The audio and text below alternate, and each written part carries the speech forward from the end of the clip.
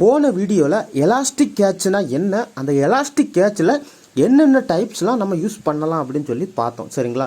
இந்த வீடியோவில் அந்த எலாஸ்டிக் கேட்சுடைய ஒரு மெத்தட் மெம்கேட்ச் அப்படின்னு சொல்லுவோம். அந்த மெம்கேட்சை எப்படி கிரியேட் பண்ணுறது, அந்த மெம்கேட்சை எப்படி EC2 இன்ஸ்டன்ஸ்லேருந்து ஆக்சஸ் பண்ணுறது அப்படின்னு சொல்லி பார்க்கலாம். அதற்கு உங்களுக்கு EC2 இன்ஸ்டன்ஸ் ஒன்று கண்டிப்பாக தேவை. சரிங்களா? அப்படி EC2 இன்ஸ்டன்ஸ்க்குள்ளே நீங்கள் டெல்நெட்டை இன்ஸ்டால் பண்ணியிருக்கணும். ஒருவேளை இந்த EC2 இன்ஸ்டன்ஸ் எப்படி கிரியேட் பண்ணுறதுன்னு தெரியலன்னா பழைய வீடியோ போய் பாருங்கள். இப்போ நான் அந்த EC2 செலக்ட் பண்ணி கனெக்ட்னு கொடுக்குறேன். சரிங்களா? நீங்கள் கனெக்ட்னு கொடுத்தீங்கன்னா ப்ரௌசர்லேயே கனெக்ட் பண்ணிக்கலாம். இப்போ நம்மளுடைய ப்ரௌசரில் EC2 இன்ஸ்டன்ஸு கனெக்ட் ஆகிடுச்சு. சரிங்களா? கனெக்ட் ஆனதுக்கப்புறம் இன்ஸ்டால் டெல்நெட் அப்படிங்கிற கமாண்டை என்ன பண்ணுறேன்னா எக்ஸிக்யூட் பண்ணுறேன். நீங்கள் இப்போ எக்ஸிக்யூட் பண்ணும்போது எரர் வருது. ரூட் யூஸராக இருக்குன்னு சொல்லி சுடோ எஸ்யூன்னு சொல்லி ரூட் யூஸர் கொடுத்துட்டு திரும்ப சேம் கமாண்டை எக்ஸிக்யூட் பண்ணுறேன். நீங்கள் எக்ஸிக்யூட் பண்ணிங்கன்னா என்ன ஆகுது, உங்களுக்கு இன்ஸ்டால் பண்ணணும்னா இவ்வளோ ஸ்பேஸ் ஆக்குப்பை ஆகும். ஓகேவான்னு கேட்குது, எஸ்ன்னு கொடுக்குறேன்.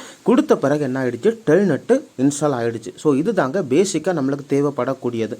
இப்போ என்ன பண்ணுறேன்னா மெம்கேட்ச் அப்படிங்கிற சர்வீஸ் எதுக்குள்ளே வரும்னா எலாஸ்டிகேச்சுக்குள்ளே வரும். நான் AWSல போயிட்டு எலாஸ்டிகேட்ச்னு சர்ச் பண்ணுறேன். சர்ச் பண்ண பிறகு அதுக்குள்ளே தான் நம்ம என்ன பண்ண முடியும், மெம்கேட்ச்டியை கிரியேட் பண்ண முடியும். இப்போ எலாஸ்டிகேச் சர்வீஸ்க்குள்ளே வந்துட்டோம். அதில் நீங்கள் லெஃப்ட் சைடு பார்த்தீங்கன்னா மெம்கேட்ச்டி கிளஸ்டர்னு இருக்குது. சரிங்களா? ஸோ இப்போ பார்த்தீங்கன்னா எந்த கிளஸ்டருமே இல்லை. அதில் கிரியேட் கிளஸ்டருங்கிற ஆப்ஷன் செலக்ட் பண்ணி உள்ளே வரேன். இப்போ என்ன கேட்குது, கிளஸ்டர் நேம் கேட்குது. ஸோ நான் அதை மெம்கேட்ச் டெஸ்ட் அப்படின்னு சொல்லி கொடுத்துக்கிறேன். சரிங்களா?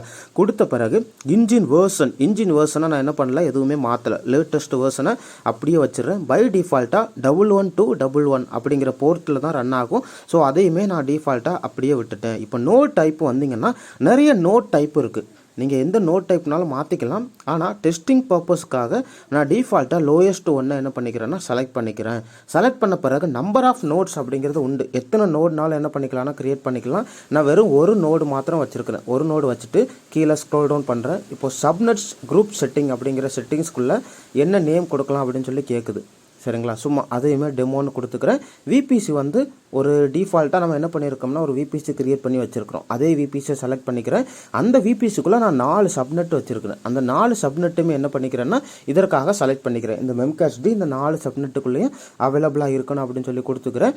அவைலபிலிட்டி ஜோன் வந்து நோ, எதுவும் எனக்கு தேவையில்லை, ப்ரிஃபரன்ஸ் அப்படின்னு கொடுத்துட்டு நெக்ஸ்ட்டு கொடுத்தீங்கன்னா இப்போ நீங்கள் இந்த ஸ்க்ரீனில் தெரியறது காட்டும். சரிங்களா? ஸ்க்ரீனில் என்னெல்லாம் காட்டுது, மெயின்டெனன்ஸ் அப்படிங்கிற ஒரு ஆப்ஷன் கேட்குது.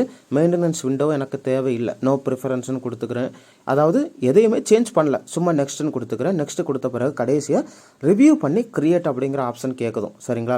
ஒரு தடவை நீங்கள் என்ன பண்ணிக்கோங்கன்னா கரெக்டாக கொடுத்துருக்கோமான்னு ரிவ்யூ பண்ணிவிட்டு கிரியேட் அப்படிங்கிற ஆப்ஷனை கொடுங்க. இப்படி நீங்கள் கிரியேட்டுங்கிற ஆப்ஷனை கொடுத்த பிறகு இந்த மெம்கேட்ச்டி உடனே கிரியேட் ஆகாது, கொஞ்சம் டைம் ஆகும். 5 to 10 minutes ஆகும். சரிங்களா? நீங்கள் இப்போ ஸ்டேட்டஸ் பார்த்தீங்கன்னா கிரியேட்டிங் அப்படிங்கிறது காட்டு பார்த்தீங்களா? ஸோ இதில் அவைலபிள்னு வரணும். ஸோ அவைலபிள்னு வந்த பிறகு நான் என்ன பண்ணுறேன்னா இந்த வீடியோவை கண்டினியூ பண்ணுறேன். இப்போ மெம்கேட்ச்டி ஸ்டேட்டஸ் பார்த்தீங்கன்னா அவைலபிள்னு வந்துருச்சு. அதாவது மெம்கேட்ச் என்ன ஆகிடுச்சு, நம்மளுக்கு கிரியேட் ஆகிடுச்சு. இப்படி கிரியேட் ஆன மெம்கேட்சை நம்ம EC2 இன்ஸ்டன்ஸ்லேருந்து எப்படி ஆக்சஸ் பண்ணுறதுன்னு பார்க்கலாம். இந்த மெம்கேட்சை ஓப்பன் பண்ணிக்கோங்க. ஓப்பன் பண்ணதுக்கப்புறம் அதில் என்ன இருக்குது, கான்ஃபிகரேஷன் என் பாயிண்ட்னு இருக்குது பார்த்தீங்களா?